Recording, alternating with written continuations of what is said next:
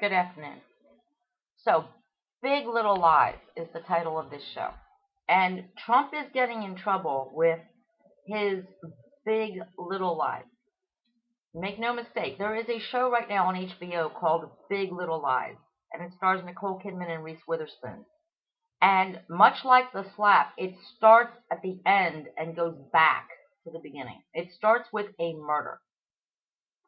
And the reason for this murder that the series starts with is because of something that happens on the first day of school in an affluent community, beachfront community,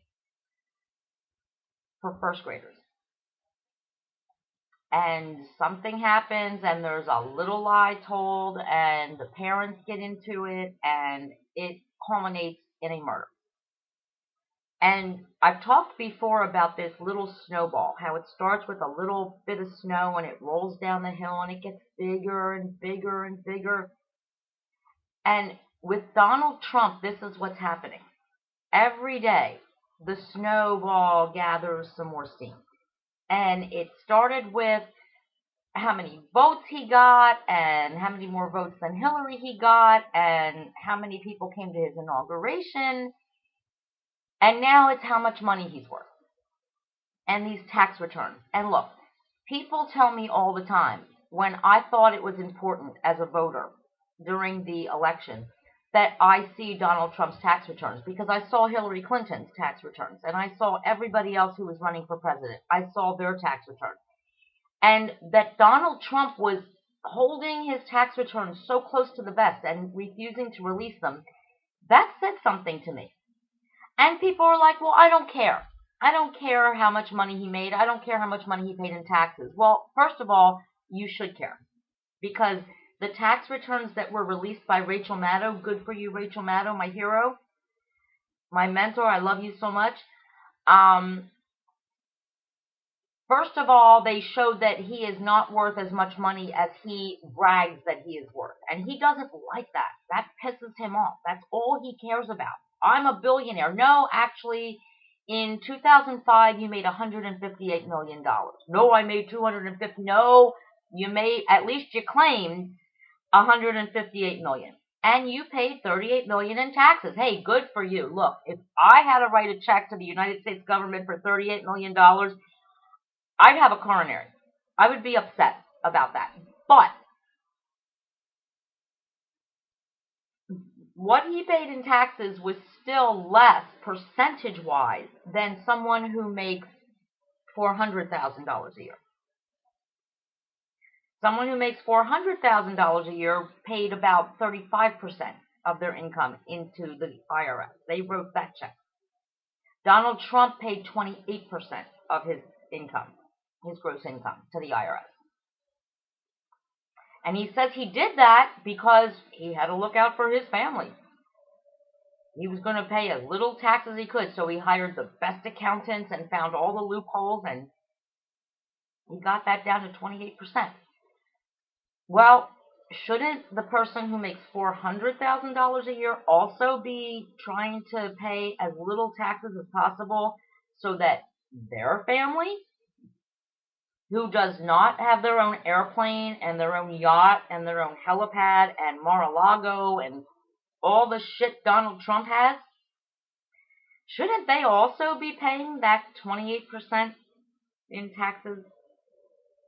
Because maybe they need the extra money more than Donald Trump? I don't know. So it's not what he paid in taxes, though, that's the problem. It bothers him because we now know that he did not make $250 million, or at least he didn't report $250 million. He reported $158 million, and he's upset that that got out there in the public. Whatever. Why we need to see our candidates' tax returns is to find out if they have loans, who they owe money to, who they are writing off their interest payments to, which banks they do business with, like Deutsche Bank, which Donald Trump has a loan with. And Deutsche Bank right now is being investigated by the United States government. They have already been fined by the state of New York something like $630 million for fraudulent banking practices. And Donald Trump has a loan with them. And Donald Trump, by the way, just fired the U.S. attorney that was investigating Deutsche Bank, Preet Bharara. He asked for his resignation. Bharara refused. He kept himself in office another 24 hours, hopefully backing up all the stuff he had on Deutsche Bank and its connection to Donald Trump. And he made Donald Trump fire him, which he did on Saturday. And he fired him and escorted him from the building, as he did with all the other U.S. attorneys in the country. Not an unusual thing, but the fact that Deutsche Bank has a relationship with Donald Trump and the state of New York fined Deutsche Bank $630 million for fraudulent activity, and now the U.S. attorney who prosecuted that case is now fired by Donald Trump. See how it all connects together? This is why we need to see Donald Trump's tax returns, because we need to make sure that our president is not a crook, that he doesn't owe favors, or that he's not going to get favors from foreign governments, from our enemies and our allies alike. Well, you know, you owe us $100 million, we'll lower it to $50 million if you do this for us as President of the United States. We cannot have, just like Donald Trump accused Hillary Clinton of pay for play with the Clinton Foundation, well, now Donald Trump is in that same position. And Hillary Clinton said, here's my tax returns. I have no problem. Says, nobody owns me. Nobody is going to blackmail me. Nobody is going to come to me as president and say, Hillary, you know, we're going to make trouble for you if you don't do this. Donald Trump will not let us know that.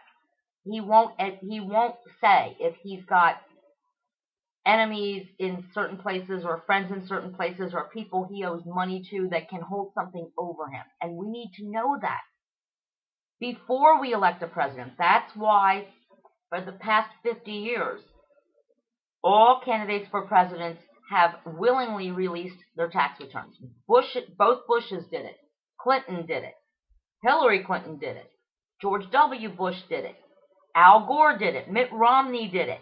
John Kerry did it. Everybody does it. Obama did it. Everybody releases their tax returns when they're running for office, except for Donald Trump. And people, you are smarter than this. You need to ask why. And believe me, I can promise you this, it has nothing to do with an audit. The people who are auditing his tax returns said there is no problem. He can release his tax returns anytime he wants. The audit has nothing to do with it. And why is he constantly being audited? Is it because he goes out in public and says he made $250 million, he made $1 billion, but his tax return says $158 million? Maybe that's a problem. He needs to put those thumbs away.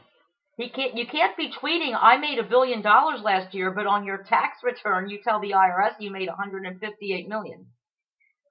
They might go, wow, well, if he's saying that in public, but his tax returns are showing this, maybe we should audit him. And again, he was complaining all during the election, I get audited every year, blah, blah, blah. Well, maybe this is why, because in public you say you make all this money, but on your tax returns you only claim this much. Maybe the IRS is listening. Maybe they watch The Apprentice. Maybe they watch your interviews where you say what a billionaire you are. And then you tell them, well, I only made a measly $158 million. Maybe that's why you're getting audited every year, not my President Trump. Just maybe. Yeah, he's so worried that people are going to find out he's not a millionaire or a billionaire. His travel ban, once again, has been challenged by a state, by the way, that now he, of course, you know, Hawaii, which, of course, Donald Trump doesn't realize is a state. Because remember when Obama said he was born in Hawaii, Donald Trump said, well, that's not America. You weren't born in America. You were born in Hawaii. So when a judge in Hawaii tells Donald Trump, guess what, your travel ban, it's religious discrimination, it's discrimination, we're going to challenge it and we're going to block it. Donald Trump just goes, what, really? I mean, you're not even a state, right? I mean, Obama was born there. Ay, ay, ay. But see, I think Donald Trump's being schooled here. He's being schooled real good. Because he said in his campaign, I alone will fix what's wrong with America. And now he understands that he's not a king and he's not a dictator yet. And that he alone can't do a damn thing unless Congress and the Senate and all the other branches of government who we have in place to make sure that the president does not become a king or a dictator sign off. He can't just say, I don't want Muslims coming into our country, sign his name, DJT, and it's over. No. It doesn't work that way. That's what a king does. That's what Vladimir Putin would do. You are not Vladimir Putin yet. DJT. You're not. You are the President of the United States of America, and we have rules, we have laws, we have Constitution, and we have different branches of government that make sure you, DJT, don't get to do whatever the hell you feel like at 3 in the morning when you're out twittering and accusing our former president of a felony. He believes that fake news, by the way, that he was wiretapped. And see, the thing is, he read that in the news. He didn't actually go running through his house and found a wiretap, or Melania turned on the microwave and said, "Oh, Donald, I think something's wrong with the microwave. Whenever I tap it, this little flashing light comes on, and I think I get something on Instagram with me cooking, reheating little Baron's food that the maid made for me. Because I don't cook, I don't cook. So I push the microwave button and some little thing flashes on me." And once Donald translates what she just said to him in her language, he's like, "Oh, I better check the Wall Street Journal. I know it's fake news. I know I said, New York Times and everything, but they said that you can surveil people through microwave ovens." I guess Obama wiretapped us. He's surveilling us. But if the New York Times says Donald Trump is off his rocker, then that's fake news. If Donald Trump knew that Mikey Flynn was working for the Turkish people, another government, and was trying to be our national security advisor, Donald Trump didn't know anything about that, even though it was in the same newspaper that supposedly reported you can be wiretapped through a microwave oven. So he reads the microwave oven thing and says, "Oh, that's it. That dude that was born in Hawaii, not in America, he wiretapped my microwave. My poor Melania, she's getting surveilled, heating up Baron's macaroni and cheese." But anything that says anything about Mikey Flynn being a foreign agent, his national security advisor, getting $500,000 from Turkey while being our national security advisor, that's fake news. That's fake news. Stupid fake news media. It's fake news when it hurts him. And when it suits him, Rachel Maddow, you're the best. You are my BFF. It's unbelievable. Then he says, the Dems aren't going to vote for my health care plan. Welcome to Obama's world. After the Democrats lost the House and the Senate, if Obama went outside and said the sky was blue, it's a gorgeous day out here in Washington, the Republicans would have been like, "Oh my God, it's raining. It's ugly. It's a nasty day." Obama could get nothing done because he could not get one Republican to cross the aisle and work with him. And now Donald Trump is reaping that same issue because the Dems are not going to work with somebody who uses his thumbs more than his brain. So I say somebody cancel his Twitter account or break his thumbs or do both. But you know what? Not my president. I am still an American. This is my country. And you need to get your ass to work and do your damn job. And the only salary you need to worry about right now is $400,000. And that is the salary that, barring any more unforeseen disasters, you're going to get for the next 4 years. And it's my money that's paying you. The taxpayers of this country, some of whom voted for you, are paying that $400,000. That is your magic number. And these are the people that you are now working for. You don't have people working for you. You are working for us. You're our employee. We're your boss. And you need to do exactly what you did to make yourself a half millionaire, a half billionaire, whatever the hell you did to get your golden tower and to have your wife be in New York in a golden palace, heating up microwave dinners for her kid and being surveilled. Whatever you did to do that, you need to do that for us. For both the people who voted for you and the people who didn't, because we are all united as American citizens. And I am tired of being embarrassed by your stupid tweets and your stupid comments. And you worrying more about how much money you made in 2005 or how many people came to your big day on January 20th than you are about the people right now who don't have quality and affordable health care, who don't have a job that pays a living wage, who cannot feed their children, and they're still working 40-hour weeks or 2 jobs or 3 jobs. These are the people that you need to care about right now. No more worrying about your bro Vlad over in Russia. No more worrying about Mikey. Oh, he was such a good guy. The press made me fire him. Fuck them. Forget about him.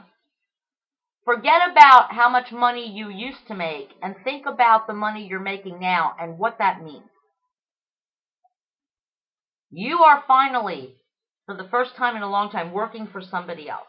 You are not the boss. You work for us. We're the boss. And you need to get down to work, do your job, put the phone down, cancel the Twitter account, and start working for us. The people who pay your salary, who own the home, the people who own the home you live in. You know, the one in Washington. Do your job, Mr. President. Because I'm an American citizen. I did not vote for you, but I have to live here. I'm proud to be an American, and I want to continue to be proud to be an American. But I am tired of apologizing for you and being embarrassed by you in front of my European, Canadian, Caribbean, Muslim friends. Asking me, how could we have been so stupid to elect someone like you? That's embarrassing. Yeah, Bill Clinton got a blowjob in the Oval Office, and I never had anyone say to me, aren't you guys so embarrassed? How could you vote for someone like that? Never. But they say that to me about you, not my President Trump. You want to be my president, then you start working for me. You start earning the salary my taxes are paying you. Do your damn job. Put the thumbs away. Political Paula.